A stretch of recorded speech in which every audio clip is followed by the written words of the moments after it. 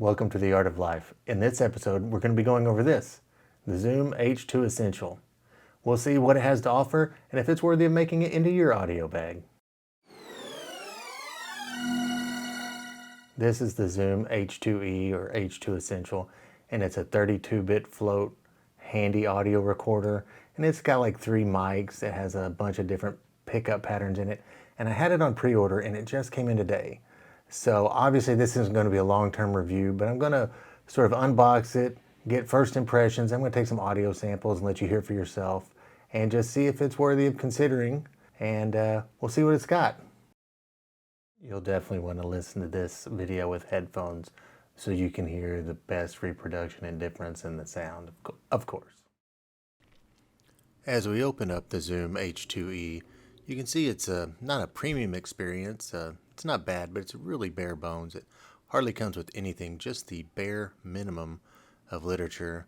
I did find a sticker in there later, but it doesn't even have a quick start guide, so you will want to scan the QR code to figure out how to operate it. It is so bare bones. Pretty much this plastic bag is all you're going to get. It doesn't even come with a pouch to hold it in or a plastic case. So what you see is what you get. It does have the standard sort of Zoom offerings. There's a volume for the output, and this one's updated with the USB-C, which is very helpful. Around the other side of the unit, you'll find your input for a microphone, the classic Zoom power and hold button, and a plug for waterproofness, and behind that is the port that you would put your Bluetooth adapter in from Zoom. It's sort of a proprietary plug there. I do love the fact that it doesn't have proprietary battery pack or an internal rechargeable battery. It just uses your standard AA batteries, which really makes it easy when you're out in the field or on a shoot not to have to rely on a proprietary battery. Below the screen, you have your standard physical buttons for your options and playback. On the top is some back illuminated soft touch buttons to set up your mic array and a big old record button. So throughout this video, I'm going to be recording myself on the Rode Wireless Pro, and then I'm also going to be switching that with the H2e, which is just right here, a foot away from me on the desk. It probably could, we could boom it and get it closer and better, but I kind of bought this to be simple and just sort of throw up there and not think about it, Mike. So I'm going to kind of put it to the test. If you boom anything 6 inches away off frame, any mic, it's probably going to sound great. Unless you get just like a terrible mic, which is kind of hard to find these days. They're out there, but most mics are pretty good. And what you can do in post is amazing. I won't really be doing anything in post, which is odd for me, but you'll be able to hear it. And this is, you can see here, this is the wireless Rode microphone. It's the little paddle one that comes with the Wireless Pro. It's probably a known entity, so I'm using this just so you can get a good comparison.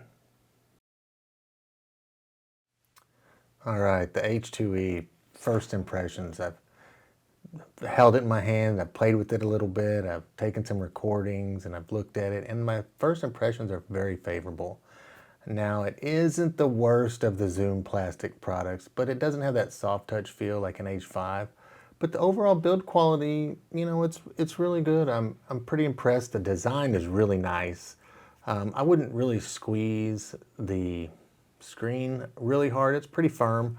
The style's nice. The plastic's decent. Overall, the functionality is great. The sound quality is amazing. We'll get to that soon. And the menus are much improved over sort of the last iteration of the N-series menus. They just make a little more sense, pared down, and just a little easier to go through. So I think that's a big plus for the H2e.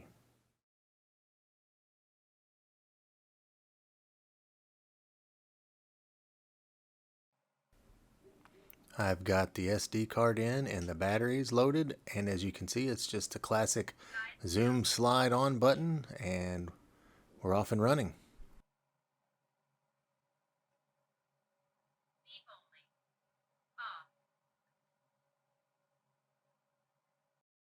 This unit obviously can record in 32-bit float, but it doesn't come up set that way. So you're going to have to go in and change the sample rate to 96 kilohertz. That is the way you get the 32-bit float recording. It's not obvious, but that is all you have to do to get it to record in 32-bit.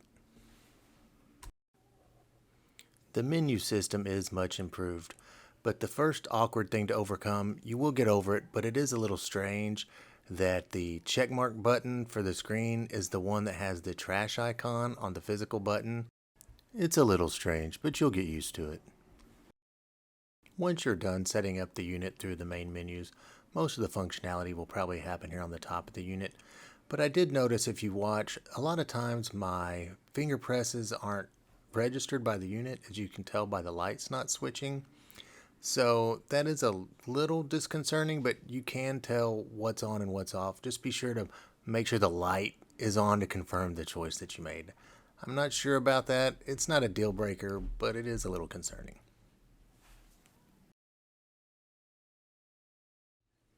Of course, you can change the display brightness on the screen, but Zoom actually added another nice little feature where the back illumination of the physical buttons on top can also be changed.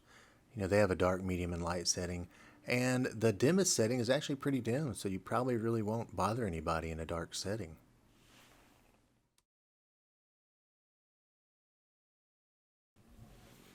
The color screen is a definite improvement over the old indicators of the old Zoom products. Instead of just seeing the sound pressure level, you actually get a waveform guide, and the entire waveform turns red is a great visual indicator to let you know that you are recording. On the H2e, you'll find the SD card access on the bottom of the unit, and it's got the kind of a classic Zoom door there. It is a little awkward, as you can see here, because the door is located right next to the 1/4 20 mounting thread, so it isn't the most accessible if it is mounted. But SD cards, they hold a lot of information. You shouldn't need to get to it very often. It's a lot better than having the mounting thread near the battery door, which has happened on some other units. So I guess I call that a win.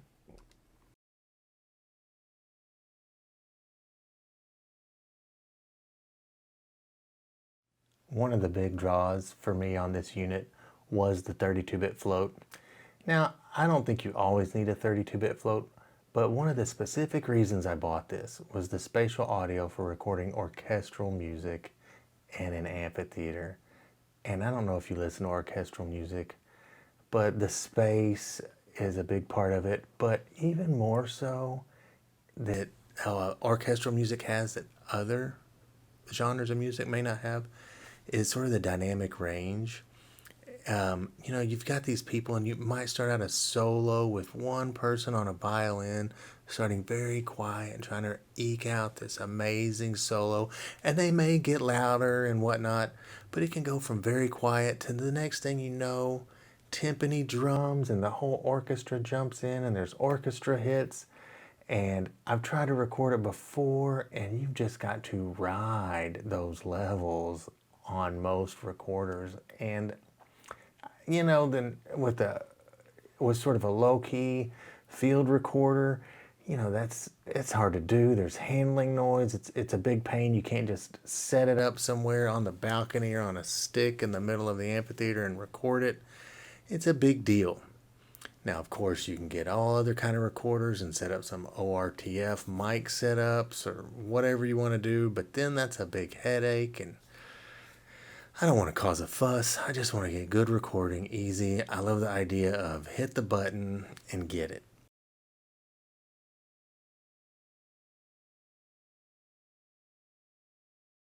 The form factor is great.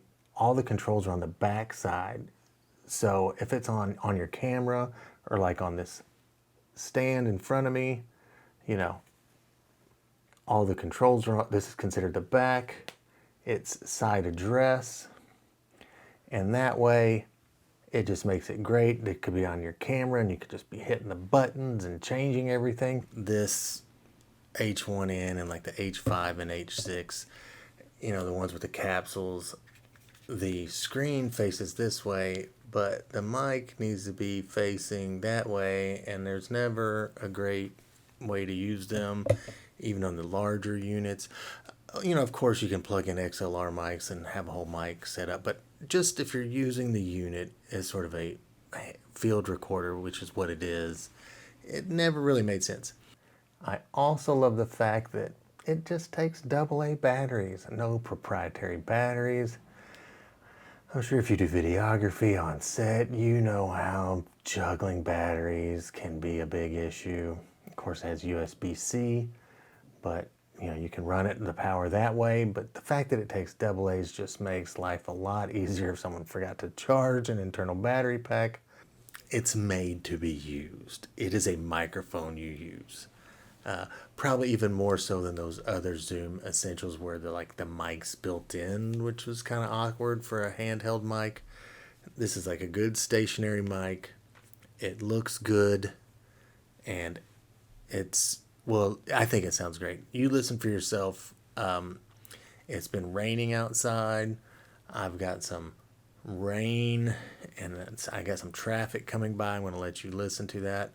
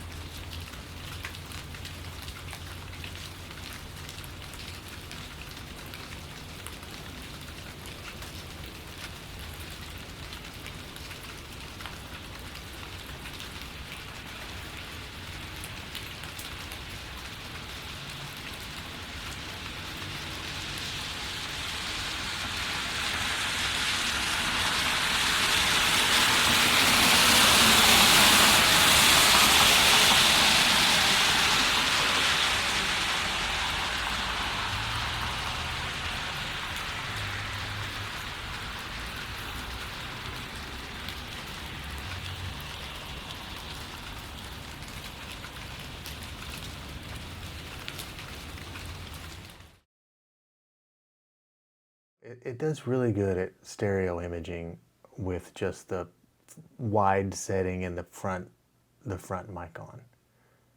It's out there, it's in front of you. But when you turn the rear mic on, you're not sort of experiencing the sound as a spectator. You're like in the sound. It's really, I hope it comes through on YouTube or whatever, but it's really immersive. So if you really want that spatial sound, you're going to want the front and the rear, you know, so you get the ambiance and the reverberations. It's a huge difference. I'm quite impressed. There you have it, the Zoom H2 Essential H2e. What did you think of it? Did it earn a spot in your audio bag? It's sort of a pretty versatile multi-mic, handy spatial audio field recorder. I kind of can't wait to put it through its paces. Let me know what you think. Be sure to like and subscribe. I make all kind of crazy videos, no telling what. I got like 8 in the queue if I ever get around to actually editing them. But anyway, H2e, tell me what you think. Come back and see us. Thanks for your time.